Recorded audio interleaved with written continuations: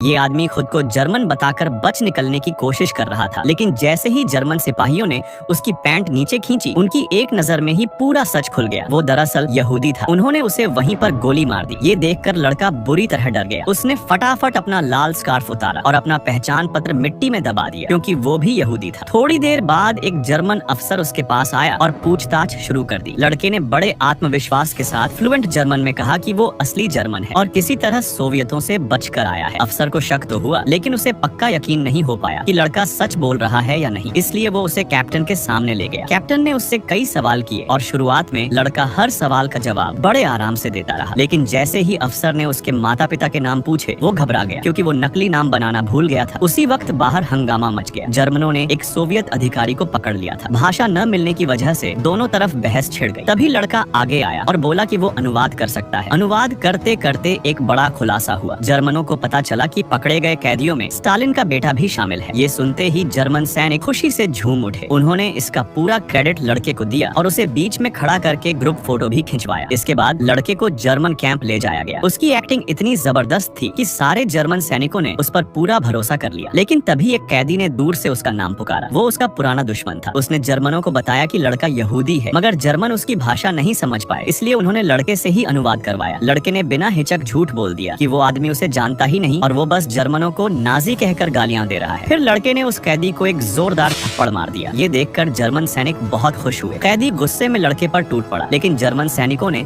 उसे तुरंत रोक लिया। वो भूल गया था कि ये जर्मनों का इलाका है। उसे वहीं पर मार दिया गया और इस घटना के बाद जर्मनों का भरोसा लड़के पर और भी बढ़ गया, यहाँ तक कि उसे नाजी सेना में जगह मिल गई। कुछ ही दिनों बाद उन्होंने सोवियत पोजीशन पर हमला किया और दुश्मन का एक रेडियो भी कब्जे में लिया। रेडियो पर क्या बातचीत हो रही थी, ये जानने के लिए उन्होंने लड़के को बुलाया। लड़के ने कहा वो बोल रहे हैं कि कुछ जर्मन सैनिकों को निशाना बनाया जा रहा है, और अगले ही पल छिपे हुए स्नाइपर्स ने उसके साथियों को एक एक करके मार गिराया। अब लड़के के पास कोई रास्ता नहीं बचा था। वो सोवियतों की तरफ भागने लगा। उसने रेडियो के जरिए उनसे संपर्क किया और फिर दोनों हाथ ऊपर उठाकर उनकी पोजीशन की तरफ दौड़ा। सोवियत सैनिकों ने भी उसे देखकर हथियार नीचे कर दिए और अपने हाथ उठा दिए, लेकिन तभी अचानक जर्मन सैनिक जंगल से बाहर आ गए। उन्हें लगा कि लड़का अपने मारे गए साथियों का बदला लेने जा रहा है, इसलिए वो और ज्यादा फौज लेकर उसकी मदद करने पहुंच गए। इस तरह वो दुश्मन की तरफ भाग भी नहीं पाया और उल्टा जर्मन सेना का मॉडल सिपाही बनकर रह गया।